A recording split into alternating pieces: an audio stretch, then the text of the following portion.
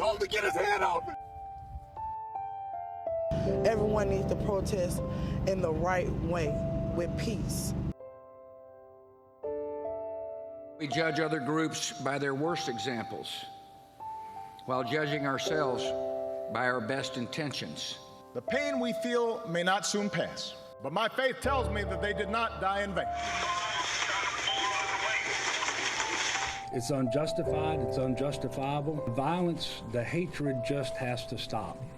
A bullet need happen only once, but for peace to work, we need to be reminded of its existence again and again and again.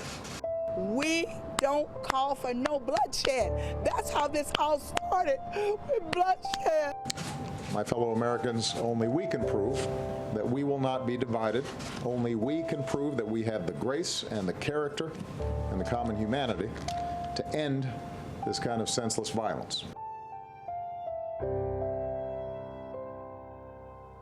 Once again, our nation mourns the senseless killings of police officers. This time, it's happened in Baton Rouge, Louisiana. Good evening. I'm Anthony DiLorenzo, in for Corey, who's on assignment.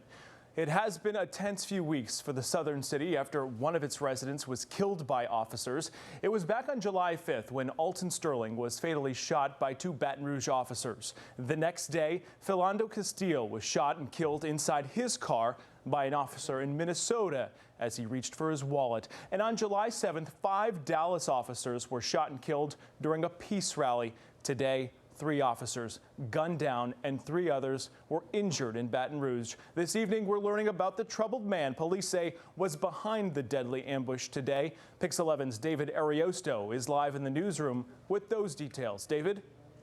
Anthony, it bears some resemblance to the Dallas killing that took place about 2 weeks ago. In both cases, each man seems to have acted alone, used a long gun, and had grievances about police. But this man in Baton Rouge was also prolific on social media. 29-year-old Gavin Eugene Long, the suspected killer in Sunday's attack, was a Marine Corps veteran who had apparently used an online pseudonym to rail against police. That name, Cosmo Setapenra, is purportedly associated with a Facebook page taken down after the fatal shooting of 3 Baton Rouge police officers. Authorities say Long traveled to Baton Rouge from Kansas City and launched the attack on his birthday. Tensions have reached a fever pitch in recent weeks after a series of shootings, including one in which police shot and killed a 37-year-old black man named Alton Sterling just outside a Baton Rouge convenience store. But upon news of Sunday's shooting, Sterling's family expressed shock. Now we have to grieve again, all over again, with the senseless murder. We don't call for no bloodshed. That's how this all started, with bloodshed. We don't want no more bloodshed. Among the dead was 32-year-old police officer Montrell Jackson.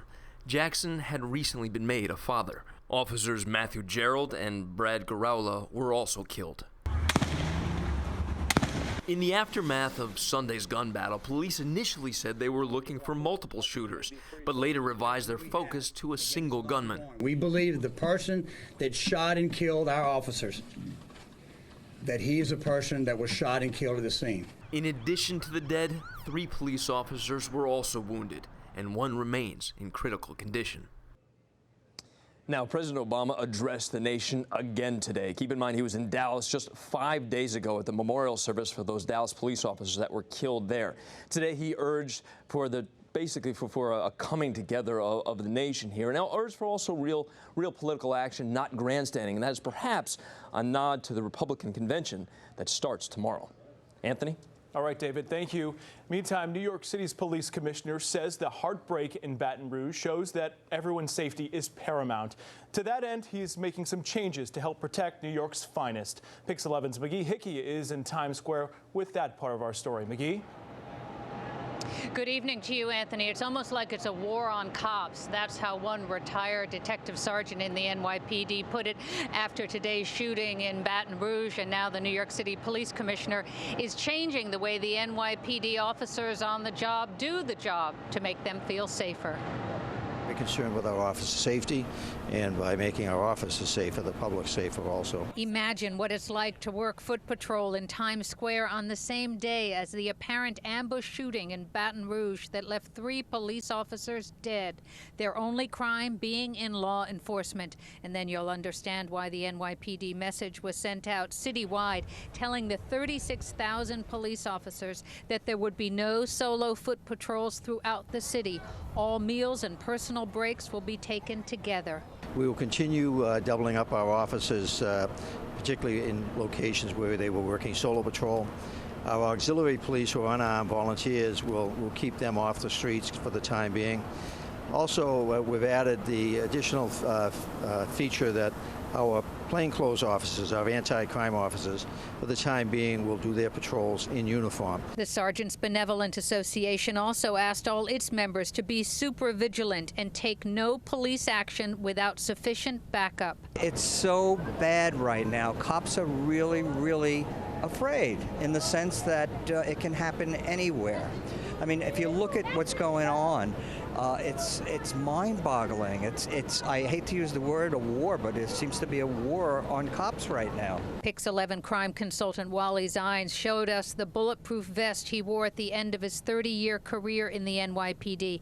The vests are even more effective now, but there are still so many safety concerns. Cops are wearing a similar type bulletproof vest. It probably has some more protection to it, but the problem you're going to have is that what's being done today, the long rifles that they're using can penetrate this and today's vests very easily. How can New Yorkers feel safer? What can they do? By recognizing we are truly in this all together. This is a shared responsibility. Such a shared responsibility it is. We are all in it together. Now, after the Dallas police shootings, one of the changes the NYPD made, they have 2 police officers stationed in front of every station house to provide another level of security. We are live in Times Square. McGee Hickey, Pix 11 News. Back to you, Anthony. Okay, thanks, McGee. And our coverage does continue from Baton Rouge. That ahead at 10:30. In the meantime, we'll continue monitoring developments. We'll have the latest on the ambush and the Pix 11 morning news starting at 5. And for around-the-clock updates, you can also check Pix11.com or download our Pix 11 app. New at 10, a mother is dead and her little girl is fighting for life after 2 cars collided in Queens. It happened in South Ozone Park at the intersection of 115th Avenue and 130th Street. Police tell us the woman and her 9-year-old daughter were both thrown from the car. Police are now trying to figure out what caused the crash. So far, no one has been charged. The NYPD, of course, remains on high alert after some very tense moments in Brooklyn. Officers shooting and killing a man this morning after a gun battle.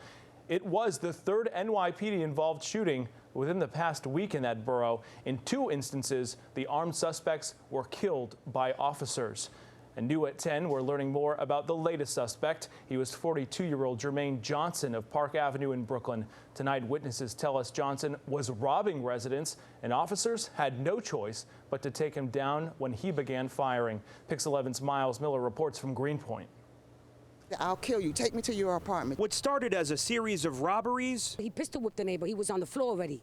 And then that's when my other neighbor started screaming, said, "Get the police." Officers from the 9-4 precinct responded in a flash. The aggressor just started walking like nothing towards the tree, and the cops were like, "Freeze." And he didn't want to stop. And when he finally turned around, he started shooting at the officers. And in this video Pix 11's obtained, those officers fired back. The suspect took a slug to the torso and later died at Woodhull Hospital. We believe he was involved in 2 robberies before he encountered our officers. He went up to one man and I assume he smacked him up and took his phone and threw it. The victim's belongings were sprawled out on this playground, his phone marked for evidence. He kicked the guy again. He knocked him on the ground. He told the guy, "Get the up, get the." And that's when the suspect encountered police. They told him about 2 or 3 times, put the gun down, put the gun down, put the gun down. And he didn't. And they were barely making it. And when that man was shooting, and the police officer was telling her fellow officer, "Please get behind the tree. We don't know if there's another shooter." He fired 5 rounds at officers. We believe we fired as many as 12 to 15 shots, but we're still investigating. Miles Miller, Pix 11 News. Well, there's another effort today to KO the drug known as K2. Senator Charles Schumer wants to outlaw individual chemicals used in the synthetic marijuana.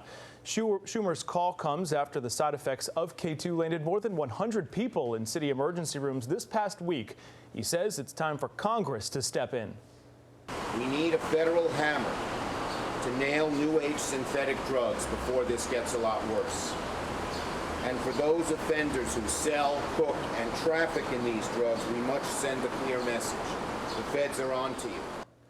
Senator Schumer's proposal would make 22 substances used to make K2 illegal. All right, we were in for a hot weekend, and the work week ahead may have a little bit of instability to it. Lisa Mateo is here with a look ahead at that. When will this heat kind of relax so we can get some it's been pretty refreshing brutal. air? Yeah. It has been pretty brutal. Look at these high temperatures we've had for today. 89 in the city, Newark at 93. We have Belmar at 91 degrees. Our normal is about 84, so we are way above that. Yesterday, we're way above that. Today, even tomorrow, this heat and humidity will continue into tomorrow.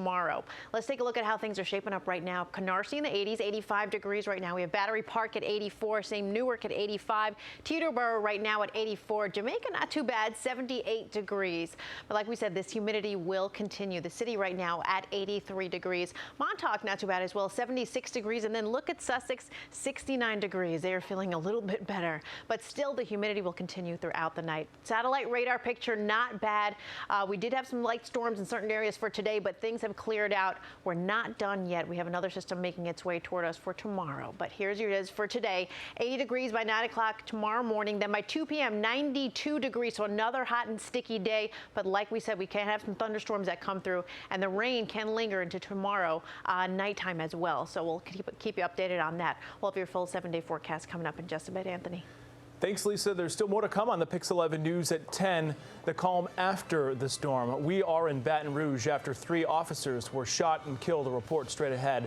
Plus, the RNC is getting ready to invade Cleveland, but some groups have major concerns about the event. We'll explain coming up.